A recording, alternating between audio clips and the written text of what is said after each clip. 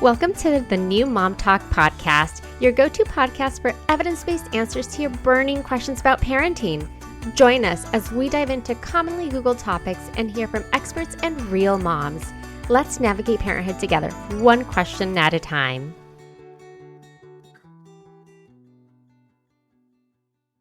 Hey everyone! So today we're going to talk about hypnobirthing. So we have Melinda Wright, who is going to share all about this topic which I actually know nothing about. So I'm actually really, really excited to have you on here. Oh, yay. My name is Melinda Olson.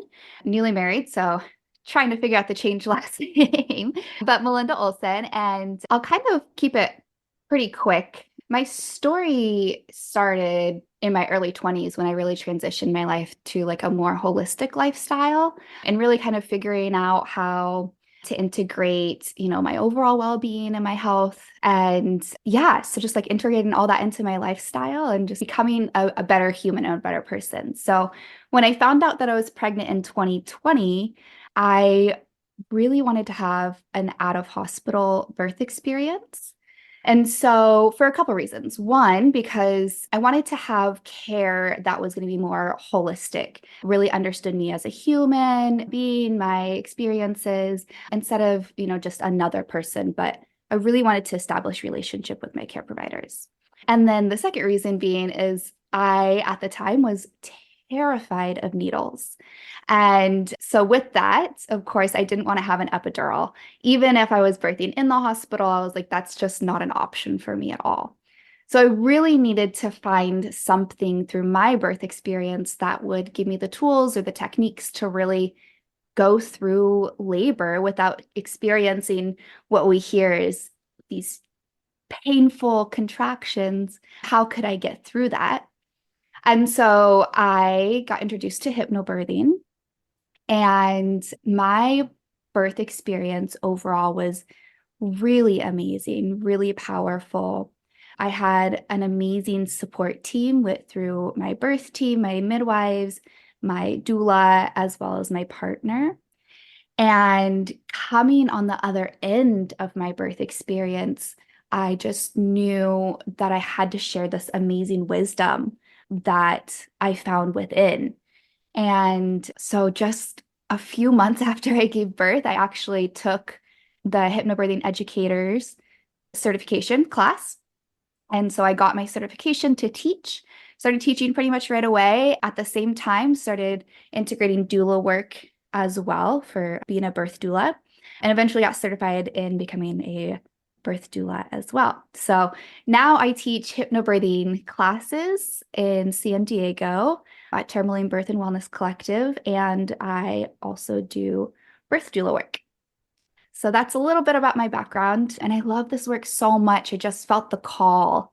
And for us birth workers, when we feel that call, it doesn't matter what we have to sacrifice. We're there. We're just doing it, and we're just so involved in so many aspects. I love that. If you can even just start off with telling us what is hypnobirthing. Yeah. It's kind of a funny term, hypnobirthing. A lot of people think it's this kind of woo-woo thing, but I will set the record straight because it's a lot more mainstream than people do realize.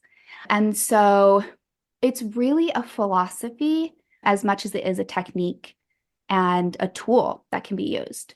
So it's really understanding what's truly normal in birth, because most pregnant women or birthers are healthy and their babies are healthy. And so it's really looking at the woman as a healthy person going through a very normal experience. And there's not a whole lot to fear. So it's just kind of understanding that, educating yourselves on what's truly normal in birth, and then taking a bunch of different tools and techniques that you learn throughout the class as well to really get through that experience, changing your mindset around birth. And ultimately, the kind of goal or the overall outcome is having a really calm, relaxed birth, or allowing your baby to come into a atmosphere of calm and positivity. Well, I feel like you answered my next question. What is the goal? So I guess that's kind of the overall goal. each individual coming into my class has their own goal based on their own experiences, what their fears may be, what they're trying to get out of it, because not everyone is going to have the same idea of what birth is to them and the way that they need to birth for themselves.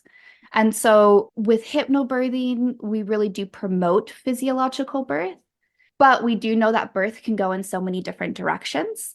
And so it's how can we go from a certain circumstance and changing the path, or if the path changes, how can we still have a really positive mindset around that to allow baby to still come in with a positive environment and a positive experience, so that when you are in your postpartum phase and looking back on it, how is your birth affecting you, right? And how is it affecting the relationship that you have with those around you as well?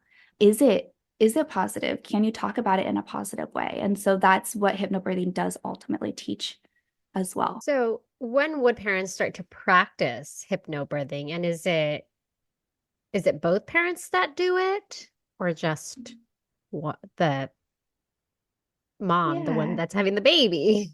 Yeah, it is encouraged that you have both parents, but of course, everyone has different circumstances. Maybe the partner is working a lot, is out of town, can't make all the classes, and that's okay. A mom and the baby is all that's needed in the class. And and if there is another person going to be at the birth, maybe it's the mother, like her mom, or maybe it's, a sister or a friend or even a doula. I really encourage one of them to be at the classes as well, because they can also really help support the mom going through this experience too. So it doesn't just have to be the other parent. If there isn't one, or even if there is one and they can't make it, it can be someone else. I do also say if a partner can't make all the classes, class 1 and class 4. So let me back up a little bit. How it's structured is there's 5 classes, and it's over the course of 5 weeks. So each week there's a class, and it's 2.5 hours each class. It's a full antenatal series. And so we're learning everything from conception all the way through to postpartum. We're learning the anatomy of the woman's body, the physiology, what is she going through inside, so you can begin to visualize what's going on as you're experiencing those, physical sensations, the contractions or the waves is what we call them in hypnobirthing. And so through the class, there's 2 classes that I really recommend the partner being at. And the first one is the first class, because that really sets the foundation of what hypnobirthing is. So they have a better understanding of how to kind of support the mom going through this, because she's going to be experiencing something different. And then the second one is the 4th class of the series. And that one really sets the role of the birth companion or the partner. So what is it that they are doing to help best support the mom going through pregnancy as well as through labor? So we do a lot of hands-on comfort measures, giving them different tips and tools to really be there to support her as she's going through the hardest, most amazing, transformational time of her life. Because there is a really powerful role for the partner to have as well. They're not just Yeah. a bystander, right? They're not just a fly on the wall, like not doing anything. And when you don't know what you can do, that's kind of how a lot of men or partners feel. And they are incredibly important, and they are an integral part into the birth as well. So, yeah. Pregnant and feeling uncertain about postpartum, or had your baby 4 to 6 months ago and struggling to get through the days and nights? You're not alone. The lack of support for moms in the postpartum phase of life is a massive issue, and it's not your fault. You deserve to feel energized, be present, and feel calm and confident after baby. I'm Natalie Welch, perinatal registered dietitian, aka the Mom's Nutritionist. In my postpartum prep for moms and renewed mama programs, we work one-on-one to get you showing up how you always envisioned through simple lifestyle and nutrition tweaks. Head to my website at nataliewelchrd.com to learn more and grab my free postpartum care plan now, and tune into the Birth of a Mama podcast for stories and expert guidance from and for real moms like you. Yeah, you're so right? It's hard for them to kind of know where to step in, what to do, how they can be supportive. Yeah. Yep. And we So, go over that because it's really, really important to make sure they have their role and yeah, to advocate as well, yep, right? that's kind of what my husband did. He did all of just really helped out with making sure that I didn't stress about anything and made sure that I was comfortable and advocated for me. Yeah. And you don't have to be knowledgeable when it comes to the medical field either to be able to be a really good advocate for your partner. Ultimately, it comes down to what is it that your partner wants in her birth experience. So making that birth plan together so that you know what it is that we want so we can really avoid unnecessary arbitrary routine interventions and really stick to this path as much as possible. And you don't have to know all these other things and all these other terms and everything to stay in this direction, if that makes sense. And it's really just about giving yourself time and space and asking the questions, right? And so that's something that we definitely learn in class as well, as how to be the best advocate. So essential. So essential and very important. And it just gives, like, as a man, right? If the partner's a man, it just gives them that, like, this is my family. Like, this is the first time that I'm really here to provide and give what my family needs from me. And that's stepping in and saying, hey, maybe this isn't what we wanted. Let's give her a minute and give her some space to just, let's think about this before we move forward in another direction.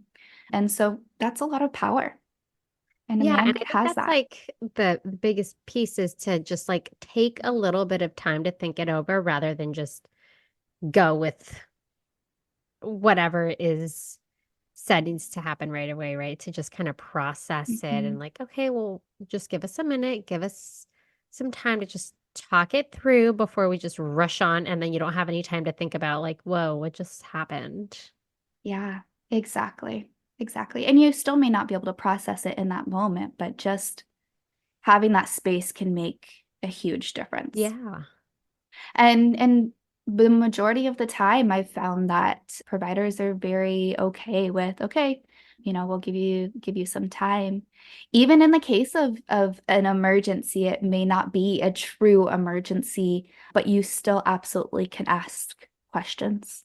My next question, I think, is a very important one because anytime we're talking about any sort of classes or supports that are available to expecting mothers, you always have in the back of your head, well, is this covered by insurance, right? That goes with Mhm. everything from pelvic floor therapy to doula to, in this case, yeah, hypnobirthing. Is it covered by insurance? Can it be covered by insurance? Yeah, I haven't had any families have any luck with it being covered by insurance, but that doesn't mean that it's not possible.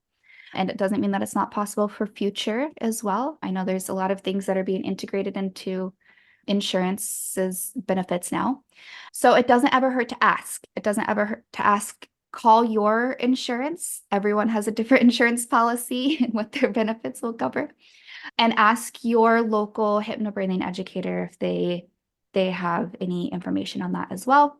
What I have found though is that FSAs and HSA accounts, those typically do cover birthing classes, and hypnobirthing is included in that. And so I would just write out a super receipt and send that over, and then they would get that reimbursed. Thank you. Well, my final question, do you have any other tips, suggestions, or recommendations for anyone that's Yeah. considering this or wants to just dive a little bit deeper, learn a little bit more? Yeah, absolutely. For myself and people that are local to me, I do put on a 1-hour kind of taster every month or every other month. So you can always go to my website at thebirthseason.com and look for upcoming workshops. And then also you can go on to the HypnoBirthing Institute website as well. And in your local area, there may be some other providers that put those on.